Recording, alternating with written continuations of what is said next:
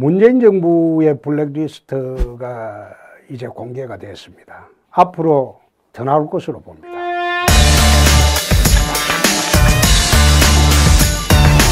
과거 정권을 탄압하기 위해서 이 정부가 첫 번째 올가미로 씌운 것이 바로 문학의 블랙리스트. 그 사건으로 김기춘, 조윤선, 김종덕 이 사람들이 구속이 되고 징역을 살고 있고 또 구속기간이 만료돼 나오기를 했죠. 박근혜 대통령은 2심에서 문학의 블랙리스트이 추가되면서 징역 5년이 더 추가가 돼서 25년이 됐습니다. 김기춘 실장은 이 혐의로 징역 4년을 선고받고 지금 상고 중에 있습니다. 조윤선 의원도 2년 선고받고 법정 구속되었다가 구속기간 만료로 석방이 되어서 상고 중에 있습니다. 김종덕 문체부 장관과 김상률 전 청와대 교문수석은 1, 2심에서 각각 징역 2년과 1년 6개월 실형을 선고받고 구속기간 만료로 석방이 돼서 대법원에 상고 중에 있습니다. 그러면 이 정부의 블랙리스트를 만든 사람들도 똑같은 법을 적용을 해야 되겠죠. 문 대통령이 주도하는 이 정권에서 다 그래 했으니까 이 사건도 철저히 조사를 해서 똑같이 박근혜 대통령은 5년을 더 받았고 김기춘 실장도 4년을 받았고 조윤선 의원은 2년을 받았고 김종덕 문화체육부 장관, 김상률 교문수석은 2년과 1년 6개월 징역 받았으니까 이 정부의 블랙리스트 관련자들도 똑같은 처벌을 받아야 되겠죠. 그게 결과론 정의로울 것이다. 문 대통령이 선언한 그 내용 아닙니까? 그러니까 결과는 정의롭게 정말 문재인 대통령이 할지 내가 한번 꼭 지켜보겠습니다. 더 이상 자기 것은 숨기고 남의 것은 쏙까지 전부 뒤집어 보는 그런 파렴치한 정부는 돼서는 안 됩니다. 5천만 국민들이 시퍼렇게 눈뜨고 보고 있습니다. 꼭 문 정권에 이번에 적발된 블랙리스트 처벌하시고 또 관련자들 철저히 하십시오. 검찰이 수구를 벗어날 수 있는 계기가 될 수도 있습니다. 검찰도 열심히 하시기 바랍니다.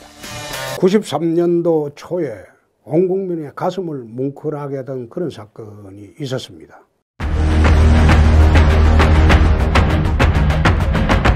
DJ가 대통령 선거 패배하고 난 뒤에 정계 은퇴 선언을 했죠. 그리고 영국으로 유학을 갔죠. 그런데 유학 갔다 오자마자 DJ는 바로 정계 복귀를 했습니다. 그러면 그 당시 왜 DJ가 정계 은퇴 선언을 했겠습니까? 대통령으로 당선된 YS의 보복이 겁이 났던 겁니다. 그래서 YS 정치 보복을 피하기 위해서 정계 은퇴 쇼를 했습니다. 어느 정도 시간이 지나고 난 뒤는 YS가 정치 보복할 시간을 놓쳤죠. YS의 정치 보복의 칼을 비껴쓴 DJ는 그 다음에 이제 대통령이 됐습니다. DJ는 대통령이 되고 난 뒤에 98년 8월이죠. 총풍, 세풍, 안풍 사건을 일으키면서 패배한 이해창 총재한테 칼을 들이댔습니다. 말하자면 정적의 칼을 들이댄 거죠. 모든 권력기관을 총동원해서 총풍, 세풍, 안풍 사건을 일으켜서 이해창 총재를 압박을 했습니다. 근데 그 사건은 성공하지 못했죠. 그러나 그 사건 여파로 이해창 총재는 노무현 대통령과의 대결에서 결국 패배를 했습니다. 그때 입은 상처가 너무 컸죠. 집권한 노무현 대통령은 2003년도 다시 대선 자금 조사를 시작해서 한나라당을 차떼기 정당으로 몰아가지고 완전히 괴멸시키려고 했어요. 그 당시에 자기 대선 자금이 한나라당 대선 자금의 10분의 1이 넘으면 정계 은퇴하겠다, 대통령이 사직하겠다 이 말을 했는데 검찰이 수사해 보니까 10분의 1이 넘어버렸어요. 그런데 대통령 사직 안 하고 그냥 뭉개고 지나갔습니다. 그때 혹독한 정치보복을 했죠. 그 다음에 이명박 대통령이 대통령이 되고 난 뒤에 그 당시 붙었던 정동영 씨 정치 사찰을 안 했습니다. 전혀 안 했습니다. 오히려 대통령 당선되고 난 뒤에 국세청에서 박연차의 세무조사를 한 것을 근거로 검찰로 넘어가 가지고 수사를 해보니까 노무현 대통령한테 640만 달러 간 것이 적발이 됐습니다. 그래서 그 수사 결과 노무현 대통령이 극단적인 선택을 했죠. 그걸 이제 정치 보복으로 민주당에는 알고 있습니다. 이명박 대통령 시절에는 국무총리실에서 민간인 사찰을 하다가 이게 이명박 대통령의 레임덕의 출발이 됐습니다. 박근혜 대통령이 들어오고 난 뒤에 문재인 대통령은 잽싸게 정계 은퇴 선언을 했습니다. 다음 대선에 안 나가겠다. 말하자면 보복을 피하기 위해서 정계 은퇴 선언을 했습니다. 그래서 박근혜 대통령은 문재인 대통령 조사를 하지 않았습니다. 대신 이명박 대통령 앙금이 있어가지고 그 2007년도 경선 때 앙금이죠. 그래서 포항제철을 2년간 뒤졌습니다. 근데 그 결과 나온 것은 이상덕 의원 그리고 이병석 국회 부의장 포항 그 지역구로 둔 이 두 사람이 걸려서 처벌을 받았습니다.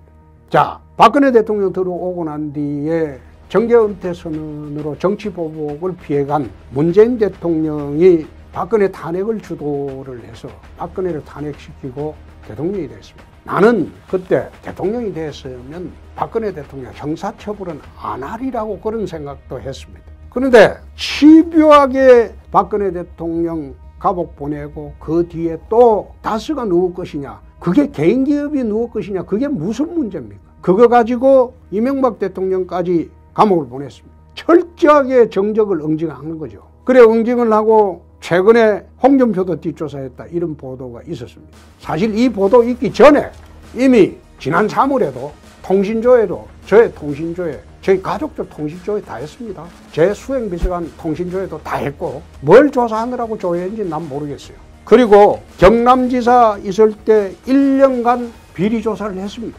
나오는 게 없죠. 나올 리가 없죠. 대선자금만 조사해 보십시오. 내 노무현 대통령 하셨던 말씀 그대로 한번 해볼까요? 아마 저는 대선자금을 문 대통령 10분의 1도 안 썼을 겁니다.